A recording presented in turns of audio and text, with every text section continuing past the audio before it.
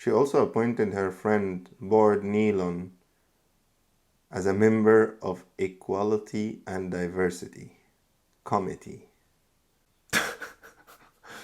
Equality and diversity? Really? Sorry.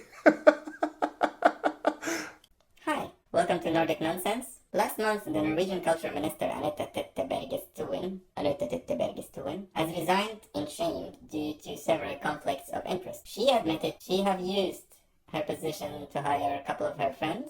She have assigned her friend Renata Larsen to the steer of the opera. She have also appointed her friend Bård Nilon to the Committee of Equality and Diversity. So I thought this is a great opportunity to sit here and talk about what she has done and compare it to what Bjørnar have done. Well, beside the news, I'm actually making this video to compare who's actually worst. Is it Moxnes or the culture minister with a really hard name to pronounce, last name to pronounce? With such a news coming every day, it's clicking a lot of thoughts in my head, because what the former culture minister has done is actually bringing up a lot of questions to my head about how the Norwegian job market is based on favoritism and friends and family. I remember when I moved to Norway, I was applying for at least 20 jobs every day. I was not applying for like the highest or the best jobs. I was just applying for really simple jobs like bartender or waiter or something like that. And it was really hard to get a job until I started to build my friends and contacts, and then it became easier. And I remember after I finally got my first chance on Sotten of Mai, because they were really desperate for somebody to work. I've done great that day. I applied for a job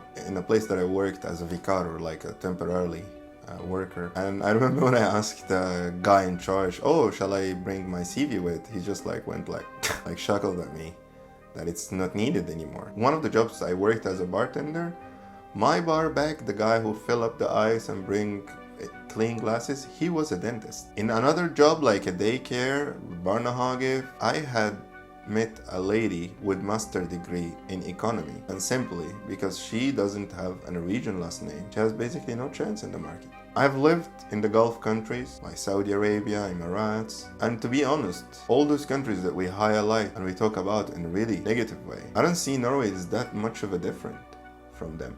We bring people from different countries in Europe and not Europe to do the jobs that basically an ordinary white Norwegians would not like to do. That's a fact. I'm not gonna talk about how your last name affect your job application. I'm not gonna talk about how your skin color affect you in the interview. Another thing that really bothers me, this rich people language. In Oslo, when it's divided by the river, and it actually matters. If you say Dora or Dorin, I could tell where you're from or what's your class. Are you a rich guy or are you a poor guy? I was working in a restaurant, and then this group of posh guys came down, and they were shit-faced. They were so drunk. And then we were wondering about if shall we let them in, shall we not let them in? And it was really funny because we spoke to the guy who booked the table. It's yo, what's up? Are you guys feeling all right? And he just answered us, oh, we just had a long breakfast. So I could see long breakfast, rich people with a lot of prosecco and champagnes and bubbles and so on. And we reacted oh wow. Next time I'm gonna be shit-faced and you wouldn't allow me in a place, I'll be oh, I just had a long breakfast, or oh, I got a long lunch. The reason I'm mentioning this story is because when Bjørnar steal a glass from a shop, he walked out without paying, or he walked out and he forgot paying. When this culture minister assigned her friends for jobs that they don't deserve, oh, she has done a mistake. Then wait a moment. Now the latest news talks about Moxnes. He is on a sick leave. As a matter of fact, myself, I have a case that's been running for almost 2 years with NAV. I had a sick leave, and that was rejected because they thought it's due to a conflict that happened at my work 3 weeks before I have this sick leave. So do we have an equal treatment for Moxnes? Is he getting sick pay? This sick leave is obviously due to a conflict at work. The other thing, people after Corona is being called to pay back to NAV due to NAV mistakes calculating the money. Are those friends of the culture minister paying back that money? Because they say, yeah, most likely, they actually didn't assure it, but they said most likely they're gonna lose those honorary positions which pay them 80,000 and 90,000 kroners a year.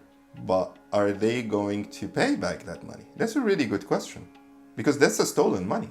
You all know what I think about what Bjørnar have done. Whose crime was actually worst? Or it is a crime. Whose crime is actually worst? The culture minister or the head leader of ROT?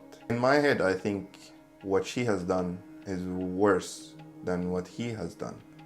And it ruins the society much more, this favoritism, than stealing a pair of sunglasses. Another question pops in my head, how can we trust those politicians anymore?